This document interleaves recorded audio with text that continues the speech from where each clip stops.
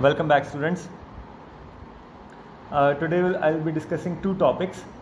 One based on the forces between the plates of a capacitor and the force on a dielectric when it is introduced between the plates, and the other topic related to electrostatic pressure on the surface of a conductor or any other material for that matter. These topics are a bit advanced topics. That means as if you are preparing only for board exams, you can ignore these. But if you are really serious about some good level competitions, you must do these two topics. So first of all, let's find out force between two plates of a parallel plate capacitor. Let's say I've got a parallel plate capacitor, and it has got charge density sigma, it has got charge density minus sigma. That means opposite in sign but same in magnitude. Now let's find out force on this plate due to this plate. It will be equal and opposite actually, so there is no harm whether I find out force on plate number 1 due to 2 or vice versa. So let's consider a small portion of it having area dA, and obviously it has got some charge. Let's say that charge is dq. Need not to tell you that dq would be equal to sigma into dA, and here is some electric field existing due to this negatively charged plate, and that electric field E is equal to sigma by 2 epsilon naught. And what would be the force? Force would obviously be dq into E. This is, let's say, small force, I call that dF. Then dq can be written as sigma into dA, and it can be written as sigma by 2 epsilon naught. So it is sigma square by 2 epsilon naught dA. This is small force on this small section due to this charged plate. And what would be F? You can simply integrate it, and integration of dA would be A. Sigma can be written as Q by A, so it becomes total charge. If total charge was capital Q, it is equal to Q square by A square, 2 epsilon naught A square into A. 1A get cancelled out. F is equal to Q square divided by 2 epsilon naught A. So this is the force between two plates. This is the force between two plates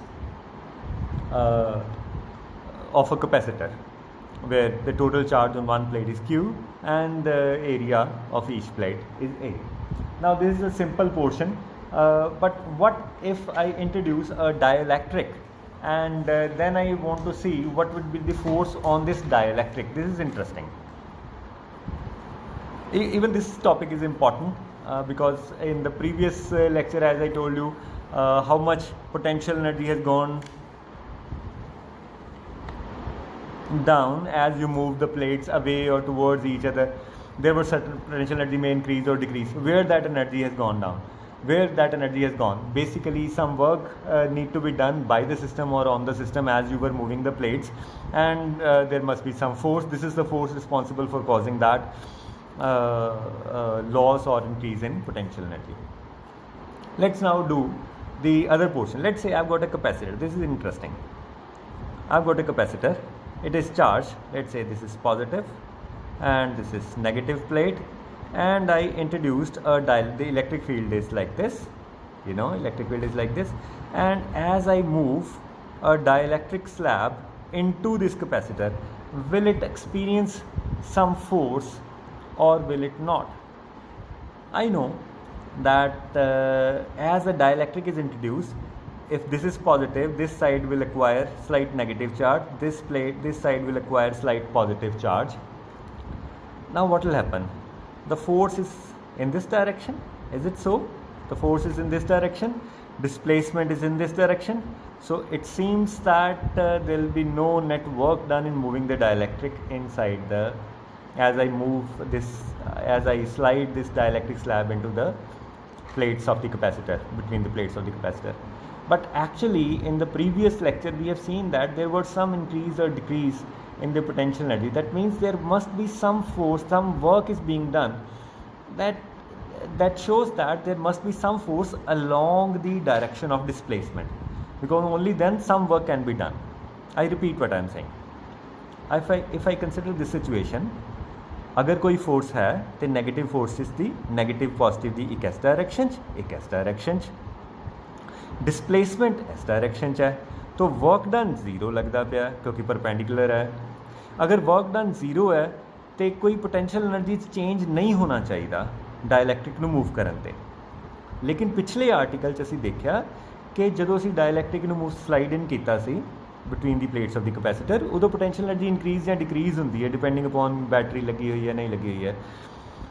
so that मीनस के कुछ work होया, अगर potential energy change हुई है तो कुछ work होया, अगर कुछ वर्क होया तो मतलब कोई फोर्स डिसप्लेसमेंट के अलोंग होनी चाहिए है।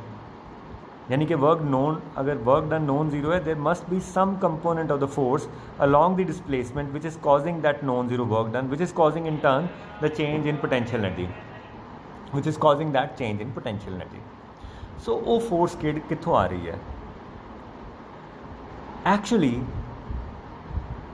electric field is like this uniform only in the middle section of the capacitor.